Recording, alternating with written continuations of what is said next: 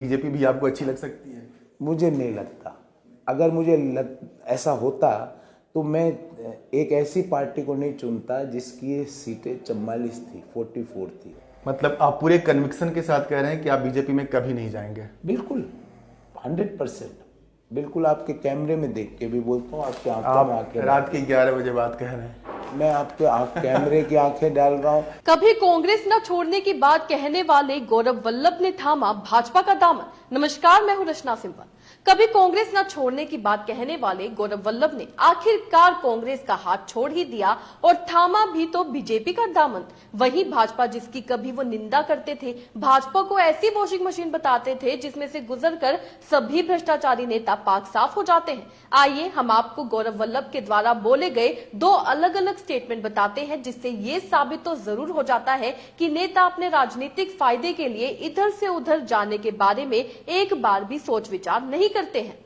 तो हम ये कहना चाहेंगे कि प्रधानमंत्री जी, आप कहा करते थे बहुत हुई फलाना की बात, अब की बार वो कहाँ चले गया? ना खाऊंगा ना खाने दूंगा, ये कहाँ चले गया? खाने नहीं खाने का मॉडल कहाँ चले गया? क्या ये ना खाऊंगा ना खाने दूंगा का मॉडल है? Is this the model for ना खाऊंगा ना खाने दूंगा? And last but not least, ये मैं भारत के सभी बेरोजगार युवकों की ओर से प्रधानमंत्री को हाथ जोड़ के विनम्र निवेदन करता हूं कि प्रधानमंत्री जी, पहले एक स्कीम देश ने देखी जिसमें Jay Shah model of business देश ने देखा, अब दूसरी स्कीम देश देख रही है जिसमें Himanta Biswa Sharma model of business देश देख रहा है। 7.5% किस व्यक्ति की आय बढ़ी है? 37% दालों के दाम एक साल में बढ़े हैं। 37% there is a price rise in the pulses.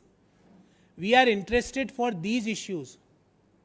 तो ये लिखने नहीं लिखने से कुछ नहीं है, आप जो चाहे करिए, पर रोजगार, महंगाई और निरंतर बढ़ते हुए अत्याचार जो महिलाओं पर, दलितों पर, ट्राइबल्स पर हो रहे हैं, उसको रोकिए। तो सुना आपने कैसे गौरव वल्लभ जो है यहाँ पर बीजेपी की निंदा करते हुए नजर आए। ये तो एक वीडियो है, इसके अलावा 7 जुलाई 2023 को उनके द्वारा किया हुआ ये ट्वीट पढ़े, जिसमें उन्होंने लिखा है कि सत्य अकाट्य है, द्वेष इस पर हमला कर सकता है, अज्ञानता इसका उपहास उड़ा सकती है, लेकिन अंत में विजय सत्य की ही होती है। भ्रष्टाचारी देश का पैसा लूटकर विदेश भाग गए और भ्रष्टाचार के जो भी आरोपी देश में बचे हैं वे भाजपा के वॉशिंग पाउडर में धुलकर संस्कारी बन रहे हैं। लेकिन याद रखना, ये राहुल गांधी जी हैं, ना झुके थे, ना झुके हैं और ना झुकेंगे। और आज वो कह रहे हैं कि मेरा शुरू से यह दृष्टिकोण रहा है कि भगवान श्री राम का मंदिर बने, न्योता मिले और कांग्रेस ने न्योते को अस्वीकार कर दिया। मैं आज भाजपा में शामिल हुआ और मुझे उम्मीद है कि मैं अपनी योग्यता, ज्ञान का प्रयोग भारत को आगे ले जाने में करूंगा। कल तक कांग्रेस में रहे और अब भारतीय जनता पार्टी के हो चुके प्रोफेसर गौरव वल्लभ ने ही ये दोनों बातें अलग अलग देश, काल और परिस्थितियों में कही है। जाहिर है कि राजनीति में देश, काल और परिस्थितियां हमेशा एक जैसी नहीं रहती। पहला बयान उन्होंने भारतीय जनता पार्टी की सदस्यता लेने के बाद अपनी नई पार्टी के मन से गुरुवार को दिया है। दूसरा स्टेटमेंट थोड़ा पहले का है। पिछले साल जुलाई की 7 तारीख को सोशल मीडिया प्लेटफॉर्म एक्स पर उन्होंने ये पोस्ट किया था। प्रोफेसर गौरव वल्लभ को कांग्रेस पार्टी के उभरते हुए तेज तर्रार नेताओं में शुमार किया जाता था। पिछले दिनों वे राजस्थान विधानसभा की उदयपुर सीट से चुनाव भी लड़े थे, जिसमें उन्होंने सफलता प्राप्त नहीं की थी। गुरुवार को कांग्रेस का हाथ छोड़ने की कुछ ही घंटों के भीतर गौरव वल्लभ ने भारतीय जनता पार्टी का दामन भी थाम लिया। इस्तीफे का ऐलान करते हुए उन्होंने एक्स पर कांग्रेस पर कुछ आरोप लगाए और पार्टी छोड़ने की वजह भी बताई।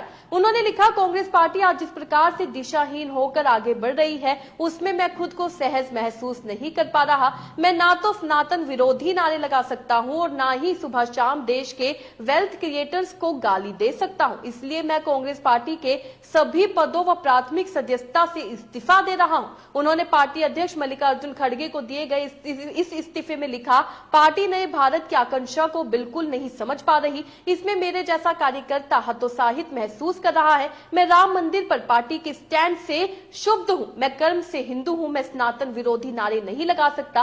पार्टी और गठबंधन के कई लोग सनातन विरोधी नारे लगाते हैं और पार्टी का उस पर चुप रहना उसे मौन स्वीकृति देना जैसा है। है। गौरव वल्लभ प्रवक्ताओं की कमी से जूझ रही कांग्रेस के मुखर वक्ताओं में गिने जाते हैं। उन्हें अक्सर ही टेलीविजन चैनलों के न्यूज रूम में कांग्रेस का पक्ष जोरदार तरीके से रखा हुआ भी देखा गया है। बीजेपी में जाने के सवाल पर पहले उन्होंने क्या कुछ कहा था, आप पहले इस वीडियो को देखें।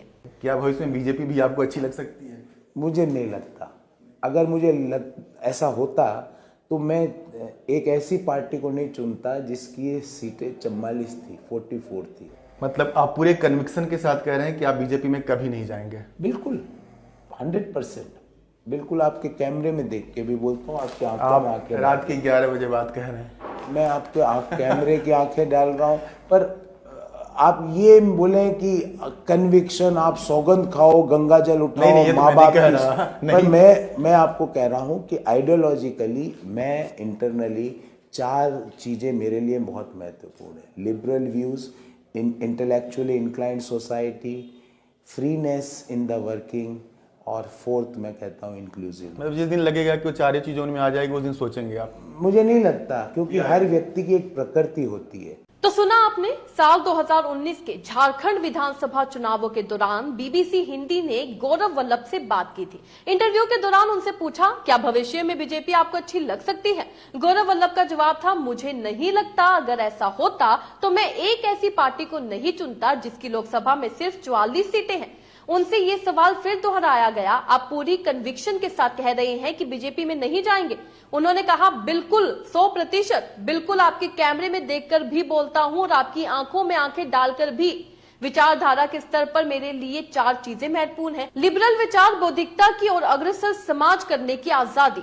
आज उनके हाव भाव ही बदल गए हैं, उनकी स्टेटमेंट में बदलाव नजर आ रहा है। किस तरीके से ये जो नेता होते हैं ये दल बदलू होते हैं, आज देखने को मिल गया है। पहले खुद ही एक ऐसी पार्टी के बारे में बातें करते हैं, निंदा करते हैं जब वो विपक्ष में होते हैं। आज जब वो सत्ता पक्ष में है तो उन्हें विपक्ष पर कमियां नजर आ रही हैं। जिस तरीके से उन्होंने कई बार भाजपा की निंदा की है जब वो कांग्रेस में शामिल थे, तो उन्होंने कांग्रेस के मुद्दों को जो है काफी जोरदार तरीके से उठाया है। सिर्फ बोलने में नहीं, न्यूज चैनल्स में भी आप देख सकते हैं आज भी वो रिकॉर्डेड, जो कितने सारे ऐसे रिकॉर्डेड इंटरव्यू हैं जिन्हें आप अभी देखेंगे तो आप हैरान रह जाएंगे। जिस तरीके से वो जवाब दिया करते थे, जिस तरीके से वो कांग्रेस का साथ दिया करते थे और भाजपा के लिए कहते थे, प्रधानमंत्री से सवाल पूछा करते थे कि आखिर देश में क्या कुछ चल रहा है, आखिर इतनी महंगाई क्यों बढ़ रही है, आखिर इतना भ्रष्टाचार क्यों हो रहा है, उन नेताओं को क्यों अपने में शामिल किया जा रहा है जो भ्रष्टाचारी हैं। और आज खुद वही गौरव वल्लभ बीजेपी में शामिल हो गए हैं।